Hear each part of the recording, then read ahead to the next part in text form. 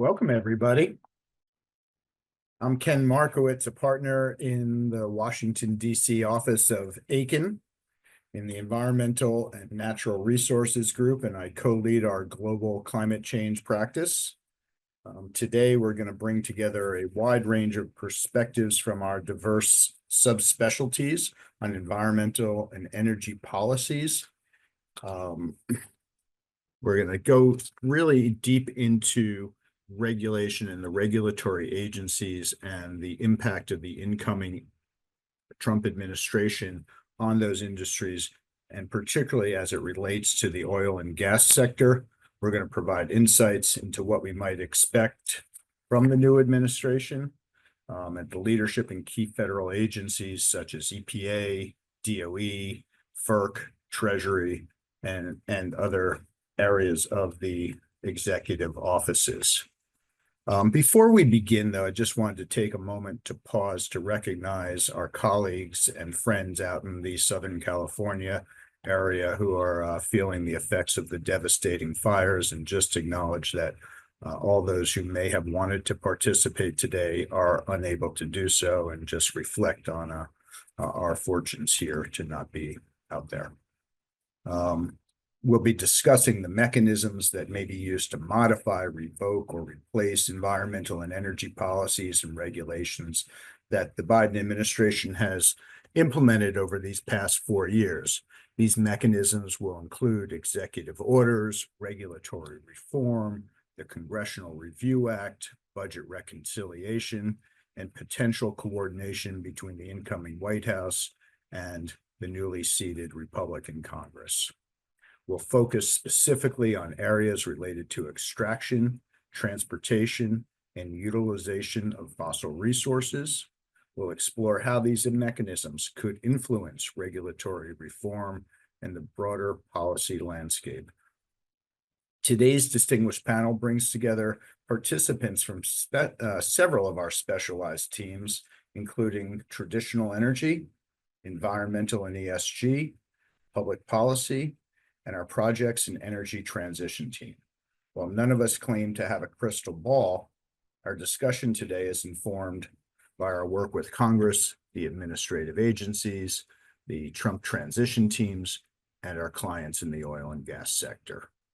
We will begin with brief introductions from each of our panelists, highlighting their practices and overarching perspectives. Following that, we'll move into a Q&A session with our panelists, and then open the floor to audience questions. We're excited to dive into this discussion and share our thoughts on what may lie ahead. With input from our subspecialists, we aim to shed light on the possible paths forward in regulatory reform and implications on the oil and gas sector. So if I may, turn it over to Emily Mallon, my partner here in Washington, to introduce herself to kick it off. Thanks, Ken. And I do want to echo what Ken said about our friends and colleagues in LA, and really hope that, everyone is going to stay safe through this fire season. My name is Emily Mallon. I am a partner in the DC office at Aiken. I practice before the federal agencies that regulate pipelines. So that includes the Federal Energy Regulatory Commission, also PHMSA in the U.S. Department of Transportation. I've been in this space now for just under 20 years. In my experience, representing not only the pipelines themselves, but also shippers, trade associations, and the folks who just touch the oil and gas industry and transportation of oil and gas and the use of infrastructure to transport oil and gas. I love these kinds of programs where we're trying to predict the future, because as we know, some things are just out of our control. I've worked on projects that have gone from taking import terminals and converting them to LNG export terminals. I've worked on pipeline projects that are converting the direction in which they flow gas. So we're taking Marcellus gas west instead of taking Rockies gas east. We're sending gas to the Gulf for transport. So I've seen a lot of changes in my career, and I expect that we will see a lot of changes, going forward as long as I continue to practice. And some of it will be political, and a lot of it will be market, and kind of the intersection of where those two collide is where I like to practice. So I'm excited to be joining you today. I'm going to turn it over to my colleague, Stacy Mitchell. Thanks, Emily, and it's a pleasure to be joining you all here. I am a partner also in the Environment and Natural Resources Group, sitting in Washington, D.C., and I co-chair the Global Climate Change and ESG practices. Similar to Ken and Emily, I've been doing this for a very long time, 20 plus years, and spend my time sort of doing a host of different things. I think most relevant to this group here is to provide strategic advice to clients on environmental regulatory matters, obviously with a, understanding some of the policy influencers. But also in that same regard, advise clients on corporate compliance, incident and crisis response, internal investigations, and when necessary, unfortunately, also aligning with clients in either regulatory, administrative, civil, or criminal defense against enforcement from the federal government. As a background, I spent the bulk of my career in the federal government, 16 plus years at the Justice Department doing environmental criminal enforcement. Portion of that time leading that group, so less with the enforcement and more on the policy side of that, and then subsequently served in the Obama administration as Deputy General Counsel of the Environmental Protection Agency. For those of you in the audience who are not as familiar with EPA's structure, interestingly, the Office of General Counsel does sort of everything but enforcement. So I came in there and really got to see the other side of environmental law, focused on supporting the then administrator, Gina McCarthy, and the other assistant administrators on drafting rules and considering policy options, guidance, and the like. It will come back up in this webinar, but part of what I did there was helped work on the Obama administration's Clean Water Rule, which has been reversed once, and we'll talk about what we think will happen again. Much like Emily, it's always interesting to have these conversations, and I really love that this is going to be a conversation as opposed to hopefully, not just us talking at you. We welcome your questions, and you'll hear us sort of talking amongst ourselves because it really is a prognostication.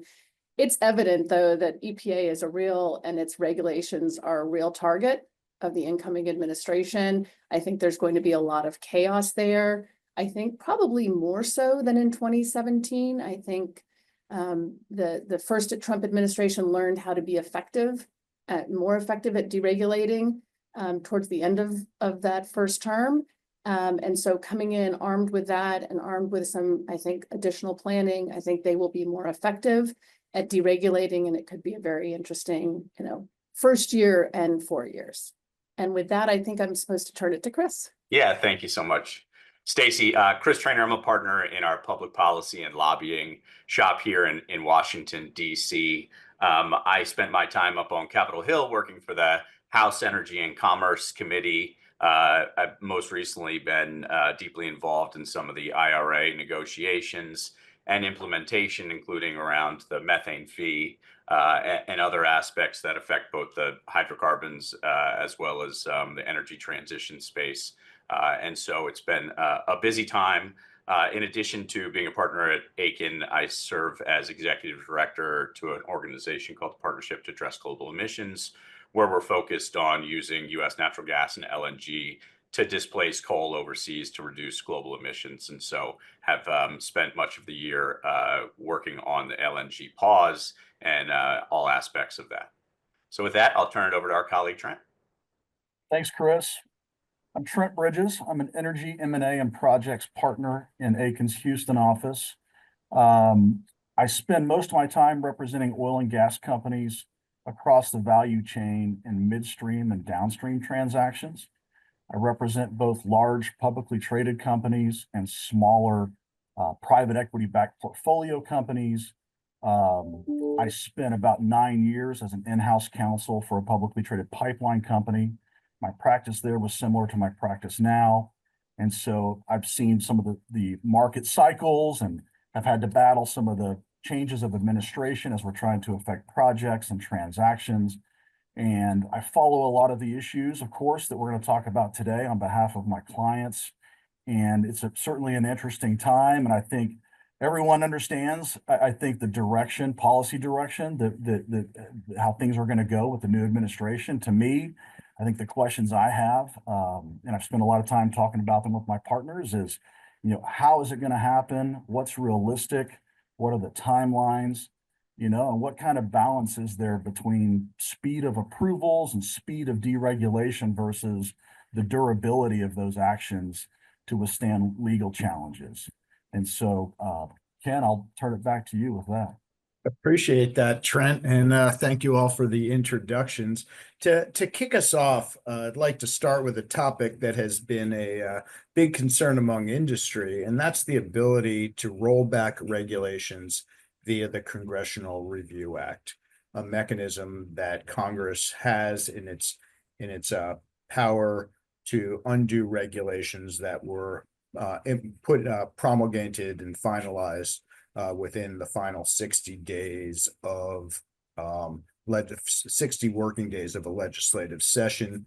Right now, the Trump administration used the CRA pretty extensively at the outset of his last administration to target a number of environmental regulations.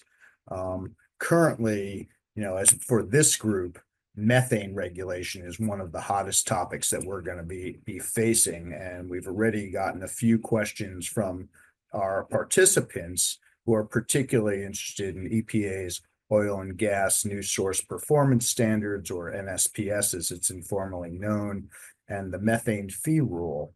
So to kick us off, maybe Stacy, can you briefly speak about what you anticipate happening with those two rules? And then I'm going to turn it over to Chris to give a little flavor on how he sees Congress acting.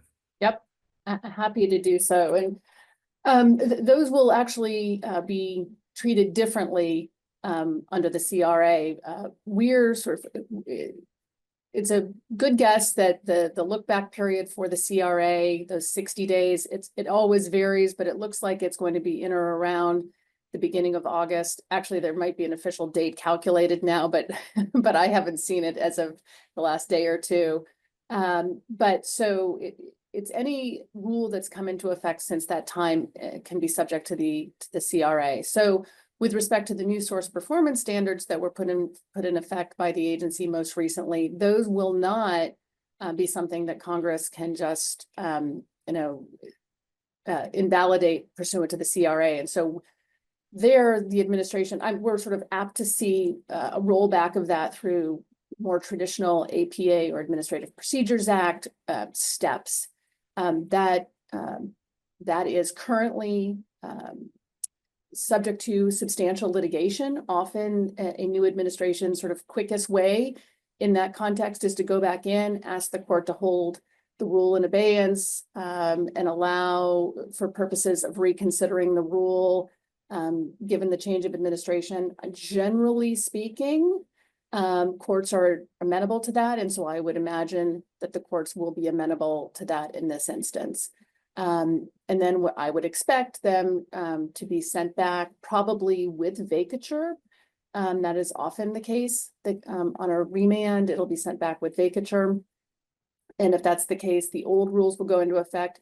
If the court doesn't do that, then the new rules are in effect at this point, and some deadlines will start rolling out. And so the administration will be under pressure to act quickly to write new standards. With respect to the methane fee, though, that was actually just finalized on November 18th.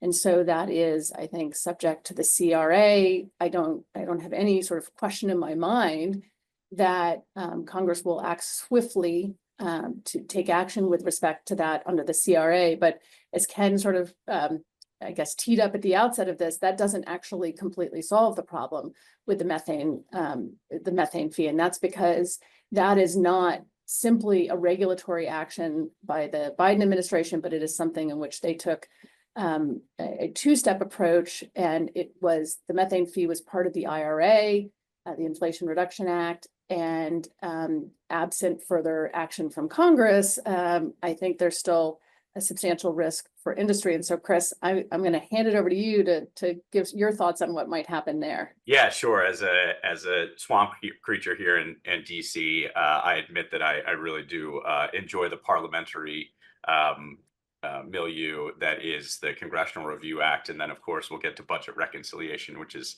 an even more antiquated process. But under the Congressional Review Act, it's privileged. And so you really only need a simple majority in the Senate. It doesn't, you don't have to worry about the filibuster. That's not been a problem in a Republican-controlled Congress. Of course, we had Democrats in the Senate, but President Biden was the one who could stop that. And of course, now with President Trump, we anticipate there'd be no problem signing the Congressional Review Act. To Stacey's point on the methane fee, which was part of the Inflation Reduction Act, everything she said was quite accurate. So I'll repeat that you can effectively veto the regulation, but you can't change the statute through the Congressional Review Act. And so I do anticipate that will be too attractive of an opportunity to get folks on the record voting in favor on the Republican side.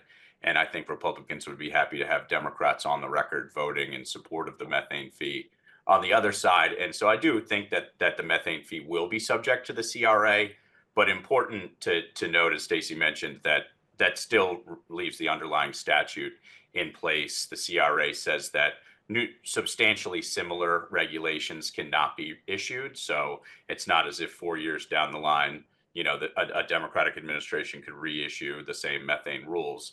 But it also means that under a lawsuit, there is a statute that there must be a methane fee. And so I expect that that takes us to the budget reconciliation process. And I think that would be something that Democrats use the budget reconciliation process to enact the methane fee through the Inflation Reduction Act. And so without a doubt that the parliamentarian in the Senate would approve the inclusion of a repeal of the methane fee as part of the Republicans' upcoming budget reconciliation. And we'll come back to budget reconciliation, I'm sure, but just commenting on the NSPS, which we call the Quad B and Quad C. Nothing to add to what Stacey said, other than the fact that it's probably worth understanding that there is not the same unified push and advocacy in Washington to repeal Quad B and C, the NSPS, that there is for the methane fee. The methane fee, is pretty universally panned by the trade associations representing the oil and gas industry here in DC, whereas the Quad B and C, it's been around for more than a year now. It can't be part of the Congressional Review Act. It can't be undone through budget reconciliation. And so I think the industry is more willing to live with Quad B and C as it's written. But of course, as Stacey referenced, there are options for EPA to go back and to make changes, but that will be a long-term, probably multi-year exercise and not something that we'll expect in the first 100 days of a new Trump administration. Thanks, Chris and Stacey. Just so we all understand, if they use the CRA, this basically kills those regulations for good. Is that correct? Just so everyone is level set on that. Important to note. Maybe we could just have a little insight into timing on how you all see this playing out right now. With the two-step process, you have the CRA. Let's just use the methane fee as an example. You have methane fee regulations EPA put out in November, first step CRA. Then we have to go back to Congress to look at how we deal with the underlying statutory provisions for the methane fee in the IRA. Chris, maybe you have some insight on what great opportunity. looks like. Great opportunity for a little budget reconciliation 101 too. So this will be, of course, really one of the most important tools, as it was for Democrats during the last time it was used to pass the IRA, originally Build Back Better. And you'll recall that Democrats barely by the skin of their teeth, thanks to Joe Manchin, got that through in a shrunken down package from Build Back Better to IRA. And I will say that my prediction is that Republicans will not find it much easier to get it done, given the very narrow majorities in the House of Representatives, and it's not a huge majority in the Senate. But I do expect, like Democrats, they will get across the finish line, and it'll be a question of whether they need, there's still a debate, as you may have read, about whether they do one package or two packages. And I think, it's very difficult to do budget reconciliation, even though it sounds easy because it's a purely partisan exercise, but keeping, a completely unified caucus together is no easy task, even if you're just trying to name a post office, let alone change tax code and energy policies, across the country that are affecting congressional districts differently, different regions. So it will be a very difficult political process. So in terms of timing, I always bet the over in terms of how long it's going to take. The anticipation is that let's assume that it's one package, just for the ease of this conversation. That package the ambition, I should say, of that's been stated by Speaker Johnson and Senator Thune would be sometime around April to move a tax package. Now, that tax package could include repeal of the Inflation Reduction Act tax credits, a repeal of the methane fee, immigration, changing taxes for overtime and tips and overtime, as promised on the campaign trail, immigration. I'm sure there's a number of things that I'm missing unrelated to the main topic of the day, but nonetheless, it can be very complicated and difficult to pull that together. The methane fee can be repealed because, as I said, it was done through budget reconciliation the first time. And so that will entirely, repeal the statute. And so therefore the methane fee will go away once the budget reconciliation is enacted, assuming that there's agreement to include it, which I think we anticipate there will be. The methane fee did not raise a ton of money to pay for things. And so I don't think that it's the kind of thing that would fall out of the IRA because Republicans are concerned about paying for it. I think they'll find ways to pay for it by repealing IRA tax credits or other opportunities there. So that's the methane fee. It'll be done. I think while I'm talking about budget reconciliation, Ken, maybe I'll just mention permitting reform, because that's something that's critically important, obviously, to folks that are tuned in here.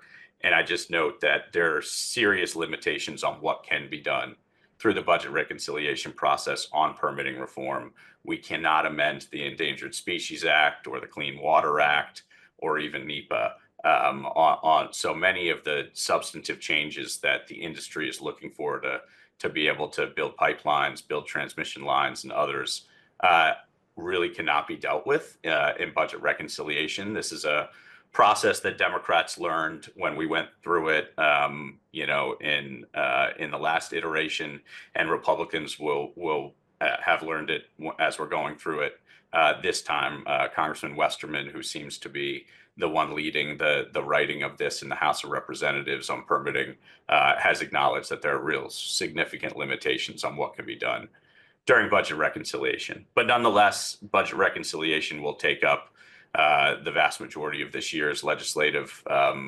energy, I would say, in the House and the Senate, because of the incredible opportunities there are to pass partisan packages on taxes and other policies that specifically affect taxing and spending of the federal government. But we cannot, we cannot change policy, only taxing and spending through budget reconciliation. Very helpful, Chris and Stacy. Chris, just one final clarification before we move on from methane.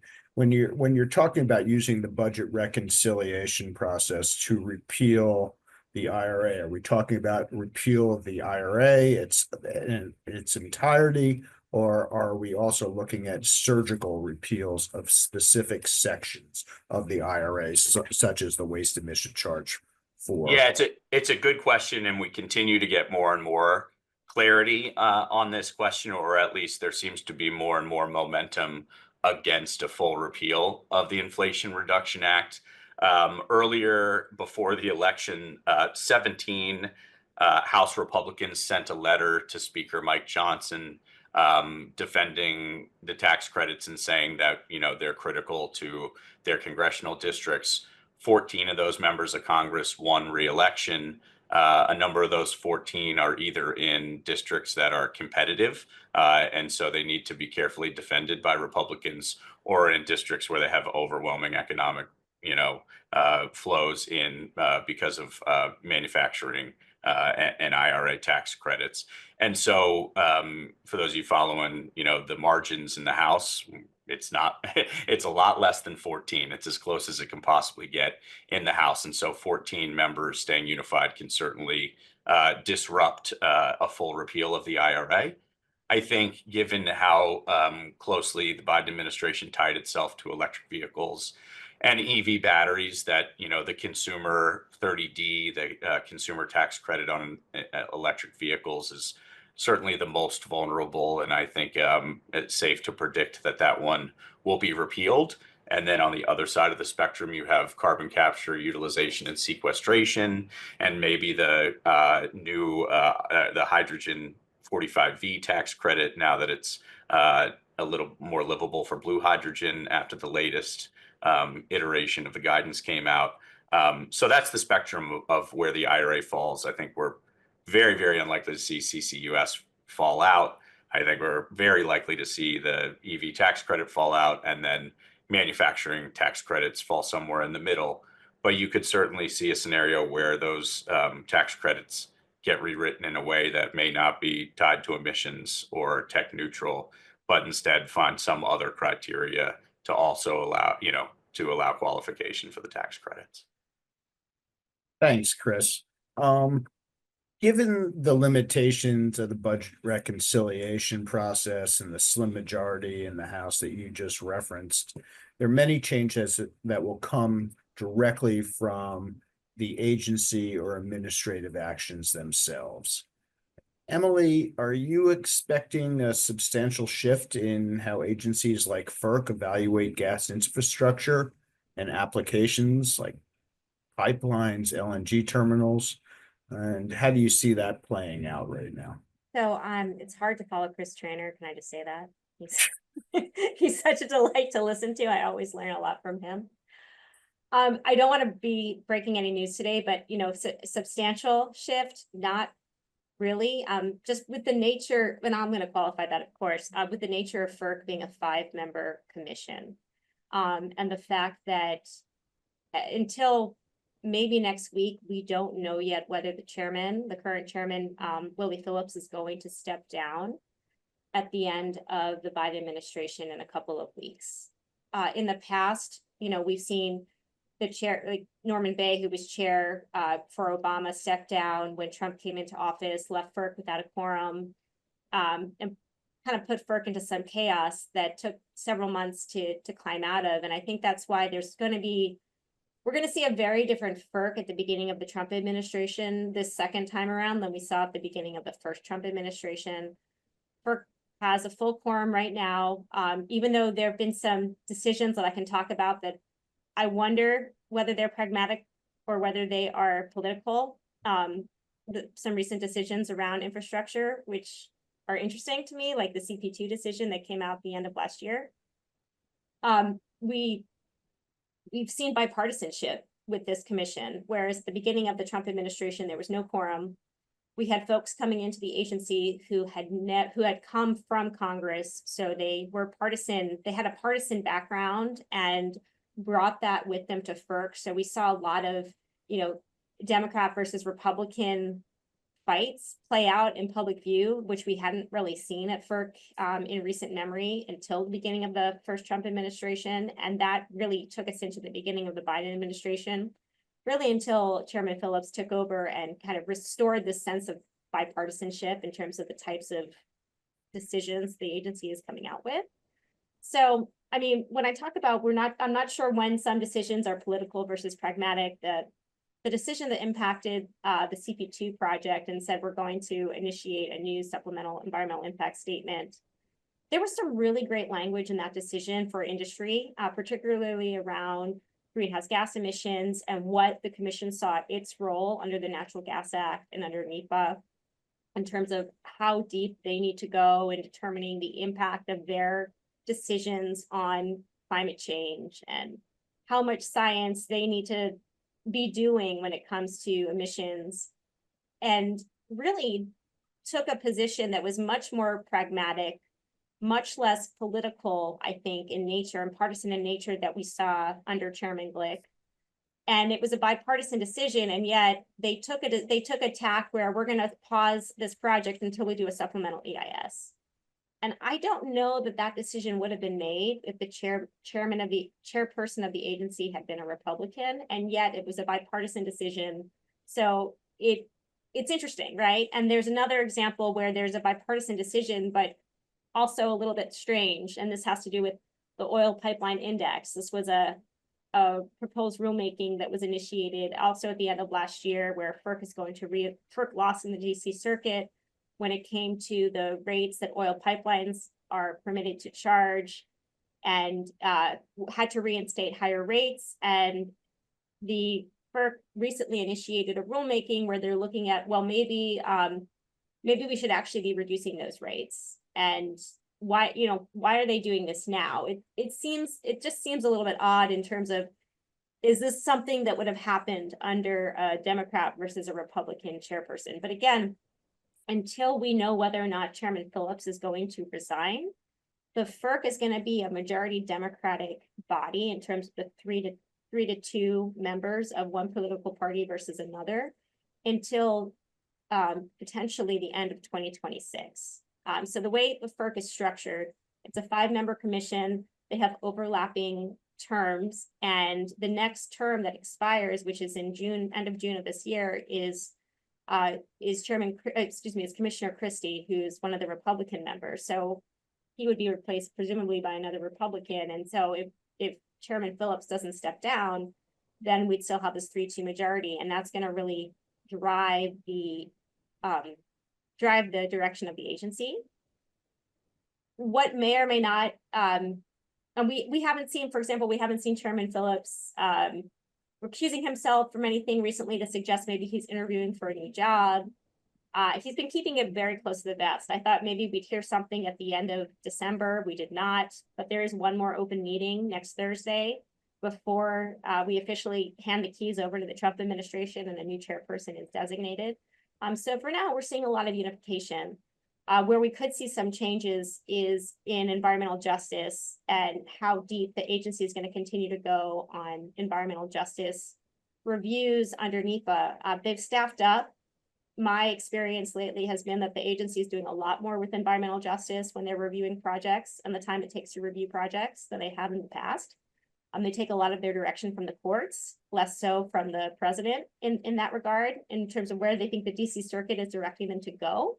And the DC circuit has been sending a lot of very mixed signals as recently as this week, with a case that was very, very good for the pipeline industry, whereas just over the summer, last summer, we got some cases that were very bad for the industry in terms of what direction FERC is going to be led in. So I think, Ken, to answer your question, which is a very long answer, we're not going to see significant changes right away. And then even if there is a change in chairmanship, it's really going to depend how out on a limb a new Republican chairman is going to want to go, as opposed to keeping this sort of bipartisan coalition, which the industry likes because it gives them a sense of regulatory certainty.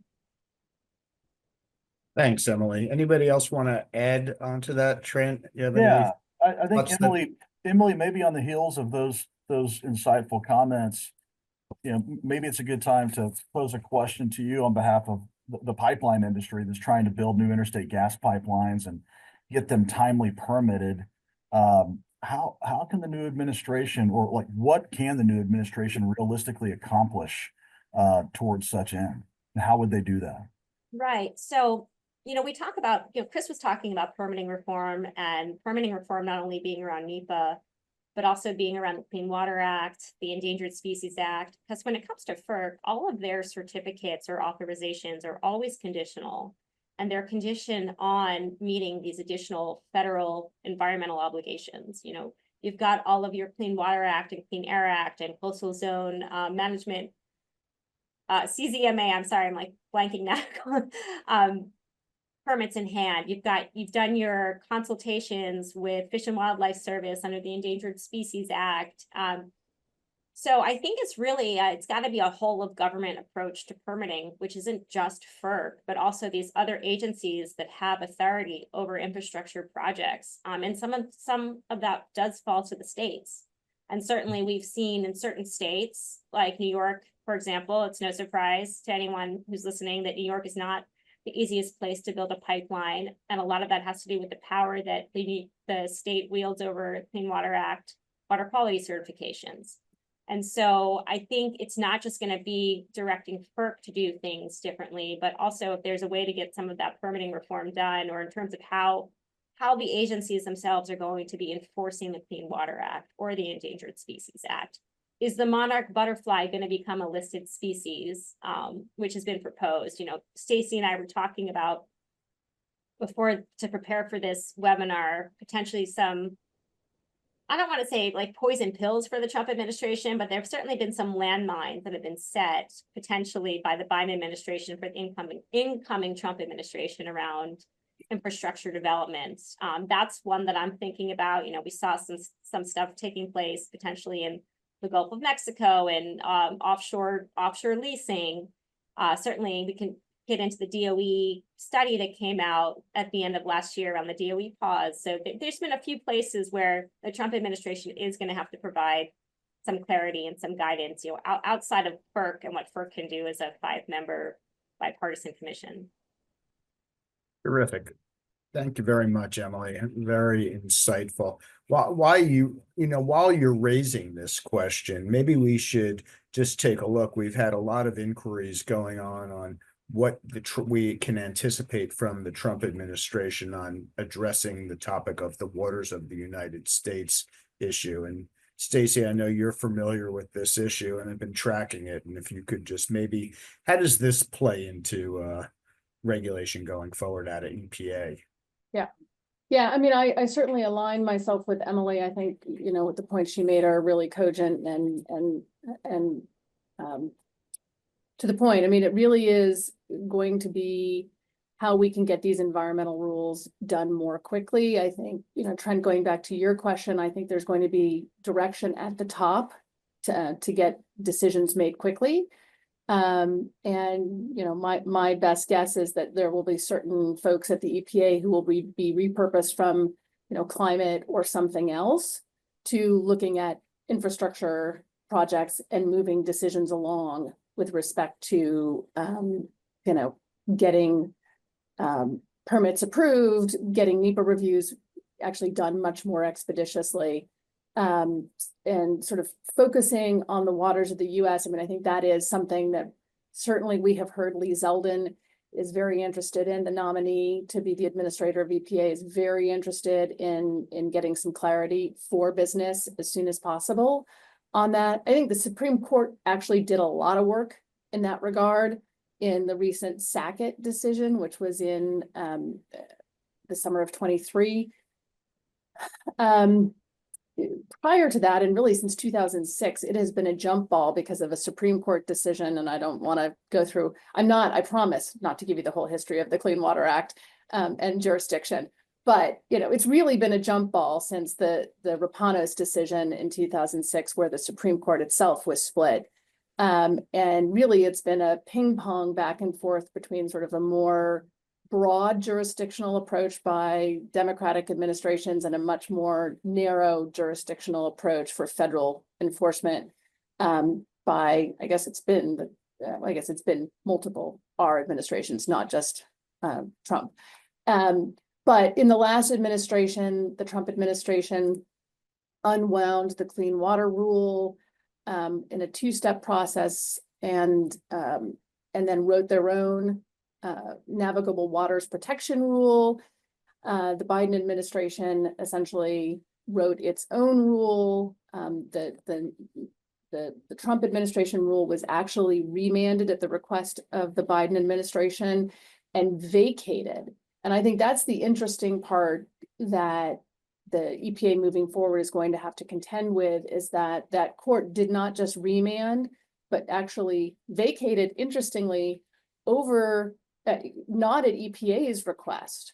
And in doing so, the court said, hey, I think the NWPR didn't adequately take into account a lot of the science that was undertaken during the Obama administration on this, and felt that it needed to be further reviewed.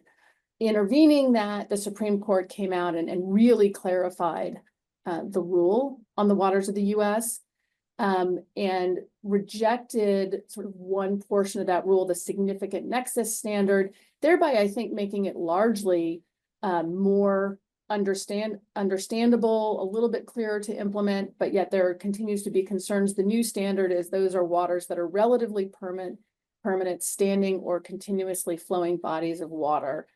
And now the real question is, what does relatively permanent means? And I think that's where it's really going to come down to a question on that. And I think we might even look to, rather than a regulatory fix, a guidance from the administration sort of early on with respect to how they will be interpreting relatively permanent.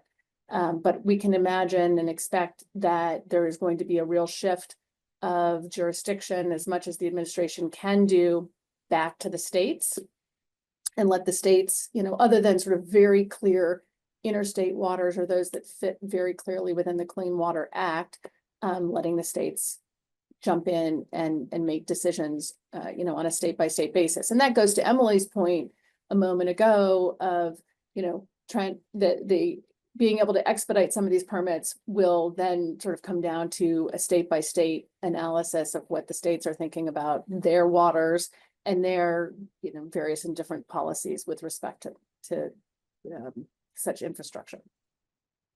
And yet we're still going to need some consistency across the states, being the Clean Water Act, and setting a baseline for this process too. One of the things you said, Stacey, in your comments made me think a little bit, and this goes to a question for Chris. Have you heard any rumblings on the Hill that they may take up a water of the US type of issue as part of any of these permitting reform packages? I'm sure there will be some interest in doing that, in light of the Supreme Court decision, but I would think Republicans being in control of Congress right now will be comfortable having, the administration decide the direction that's headed in.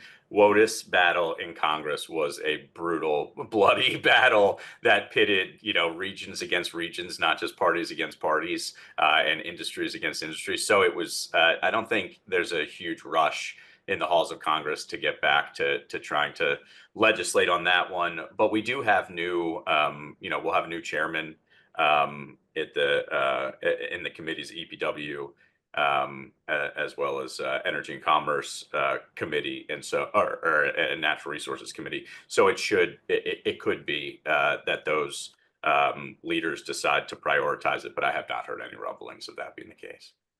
Thanks. Anybody else want to chime in on this issue, or we can move on? And a lot of the themes that have been percolating here on what is vulnerable really are the gatekeeping, the permitting to get things built and to get new infrastructure built, and the delays and the timelines.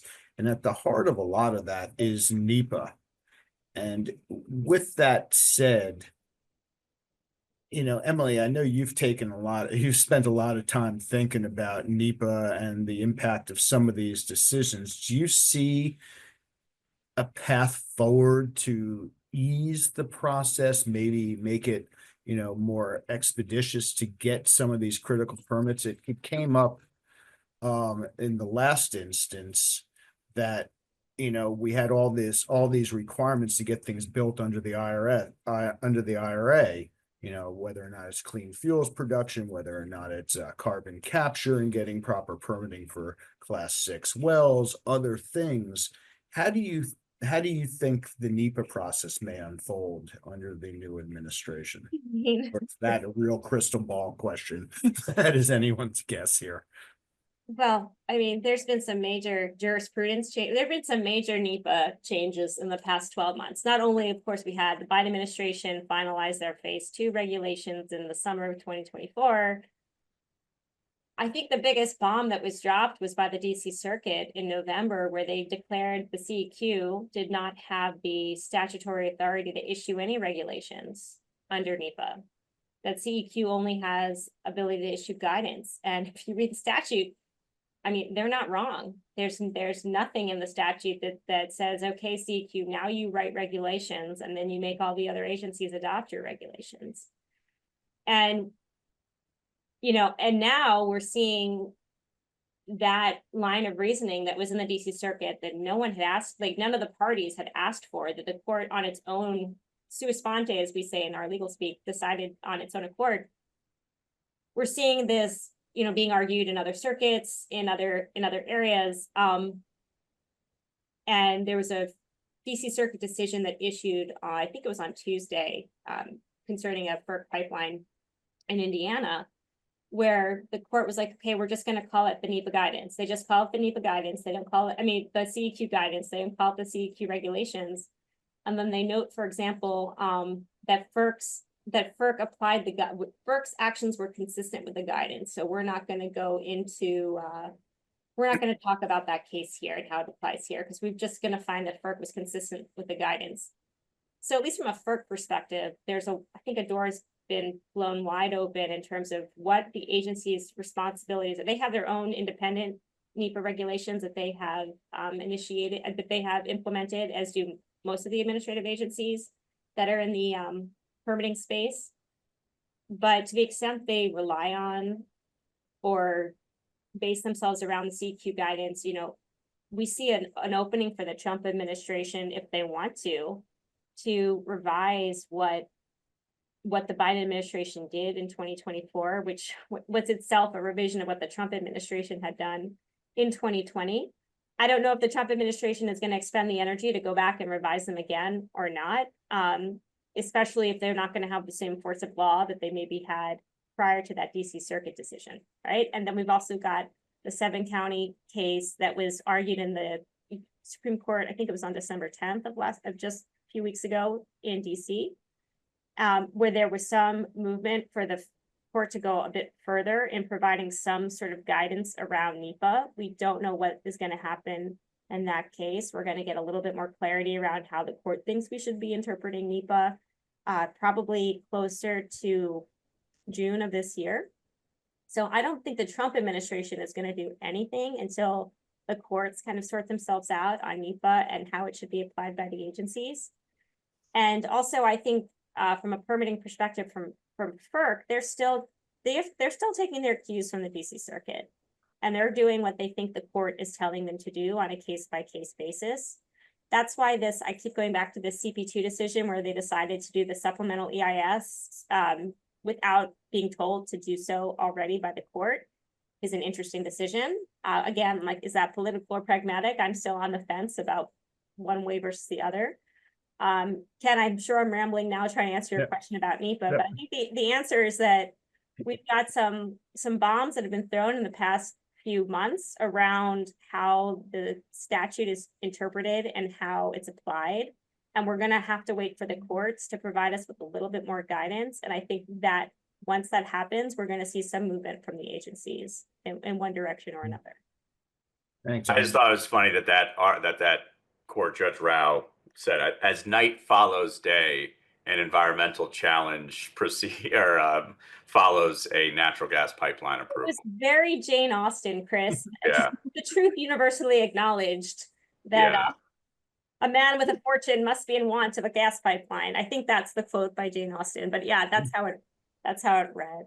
Yeah, well, I mean, that will be true for transmission lines, and other facilities as well. It's not a uniquely, obviously, pipelines have been, in the news for decades now on this topic, but it's certainly relevant now for transmission lines feeding data centers or population centers and manufacturing. So this is an issue that will ever increasingly be bipartisan.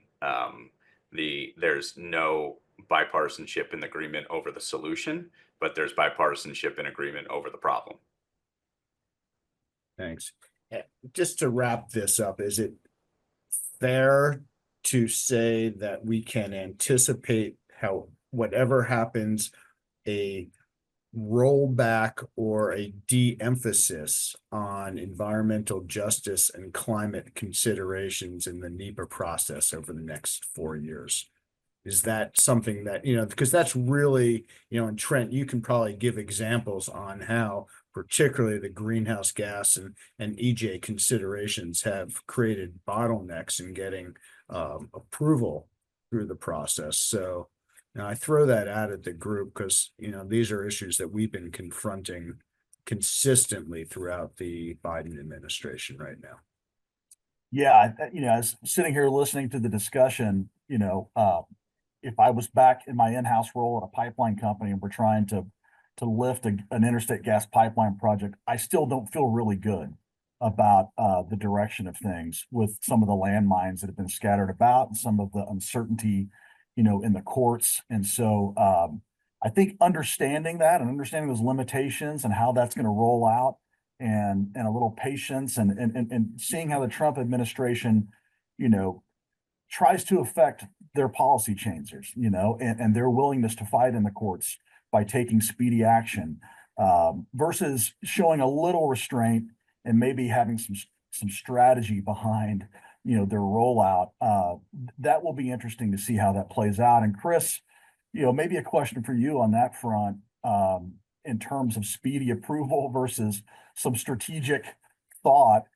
Emily made reference to the LNG export license pause and the DOE LNG study. How do you think the new administration is going to tackle both of those items? Yeah, it's a great question. I do think it is a good example of what you're talking about and what Stacey referenced sort of in her introduction too, which is a sort of professionalization of the Trump administration, of the second and third line, attorneys and staffers and policy directors there as really, dotting the I's and crossing the T's. I mean, we have the, Muslim ban or whatever we're going to call it, right? The first time, which was, overturned in the courts because they didn't go through any of the procedures that otherwise they may have been able to do it. And so that's just the example that sticks in my head, but there are plenty of other ones that played out over the longer term. But I think this time around, you have veterans from the Trump administration, the first iteration, that will be coming back in, and certainly a higher level of personnel that's applying for these jobs and interested in joining the Trump administration in this iteration, as opposed to in 2016, when there was a little more concern from at least the swamp creatures here in DC about who was going to be trying to join the Trump administration and not. And so I think they'll be better positioned to make thoughtful and legally upholdable decisions. Specifically on the LNG one, why that's such a good example, because the Biden administration just released, of course, last week the latest LNG study, which was related to the announced January 2024 LNG pause. And so there's, as promised, there is a 60-day comment period that opened up on that, which means that it will be finalized. That public comment period will close, and that study will be finalized during the Trump administration. And so while Trump may be tempted on day one to say the LNG pause is over, and he can certainly say that because, in my cynical opinion, the LNG pause was always symbolic, even though it was held out, there were no approvals during that time. They were holding it back for the study. The study's now out. And so I expect that, the Trump administration will have to finalize that study, and that those public comments that'll be submitted over the next 60 days, which Emily and I are working on for some clients, will be critically important to allow the Trump administration an avenue to close that study, finalize it, and make it something that can be relied upon by the agencies and the industry in order to be able to predict better, more consistently what approvals it can anticipate based on its own criteria that it satisfies. And so we've got a lot of thoughts on where that may end up after February 18th. But nonetheless, we are hearing from the Trump transition team and officials that we anticipate going in that they're advising Trump to be thoughtful on this, to not launch into it. And announcing a pause ending is that's fine. But the concern is rubber stamping approvals on day one and at DOE and saying that you now have your non-FTA export license approved, because of the record, or something simple like that. They need to fully consider this new study so that the environmental organizations don't have a leg to stand on to sue based on that new study, because the study does have a whole lot of new considerations that had not been in the previous 2018 study, like emissions. And so, I think the Trump administration will take a reasoned and thoughtful approach to that, and will probably take several months to finalize that study when they do end up getting staffed up, because it'll close February 18th, as I mentioned, and then it'll take time to make sure that the staff are in place and have time to prioritize finalizing that. But I'm sure the pressure will be on from the folks with terminal application export approvals pending to do that as quickly as possible. But even that is not a day one exercise.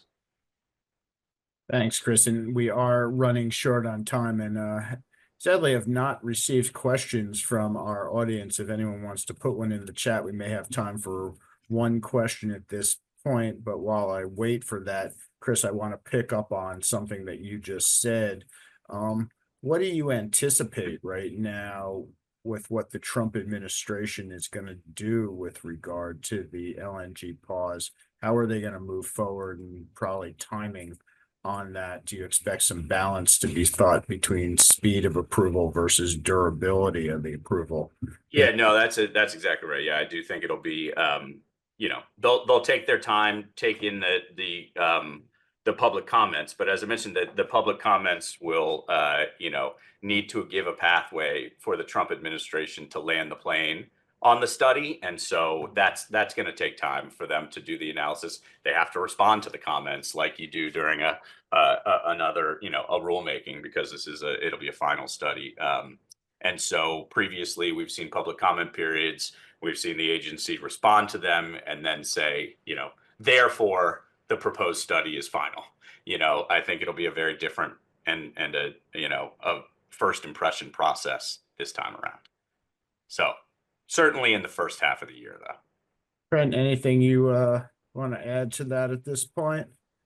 No, I don't think so. I think maybe my kind of final question for Chris that I think our oil and gas clients on the webinar might like to hear a response on is just maybe something that in my mind feels overlooked by our clients, which is, and I'm curious, Chris, how much you're monitoring this and how much discussion on the Hill is about this, about the state's ability to continue to maybe disrupt the new administration's goals. Is that discussed quite a bit?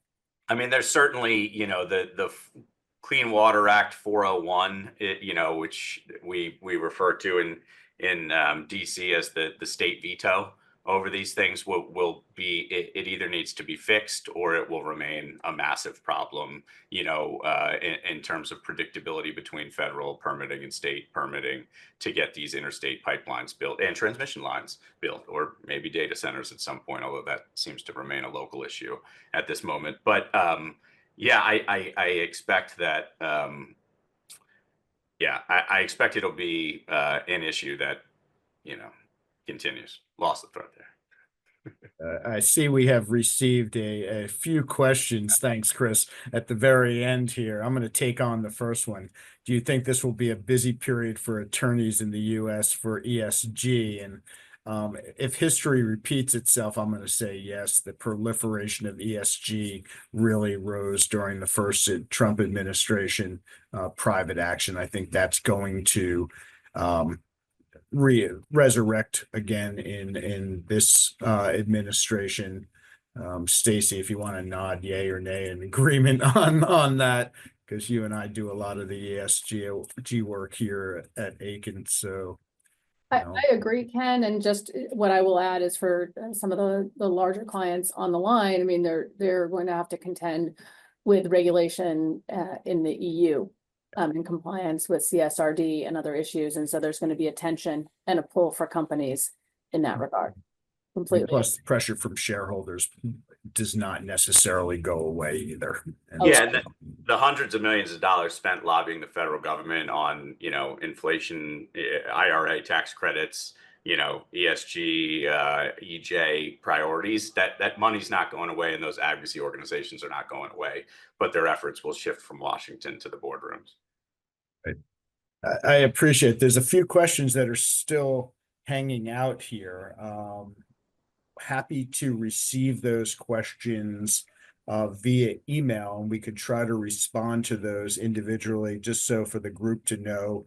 We got a question on the thoughts of on Trump post regarding payment of certain amounts to get expedited permitting reviews. It seems like a pay for the tab, buying government expedition. I can't respond fully to that right now. Take them seriously, not literally. Right. Yeah. Exactly on that. And then there's a more complicated question to answer about if the CRA is used to vacate a rule, how would a future rule be measured as being substantially the same as the vacated rule? And Never happened. We don't know. It's TBD. Yep. To be decided. so, but we're happy to entertain these in more detail offline, but really, please join me in thanking our panelists today for really a robust discussion based on the time now of being a few minutes after. I think this one could have gone on for a lot longer, and there's still many more questions to be asked and answered, and what's to come with the incoming administration. So maybe we'll work to do a follow-up, several months into the administration and see where, do a level set here. So, thank you to my panelists, really appreciate it. And thank you for the 100+ participants that joined us today and taking the time out of your day. I know you all have plenty of things to do on your busy days, and you chose to join us for this webinar, and thank you very much, and I appreciate it. Please don't hesitate to reach out if you have any follow-up questions. We're always available.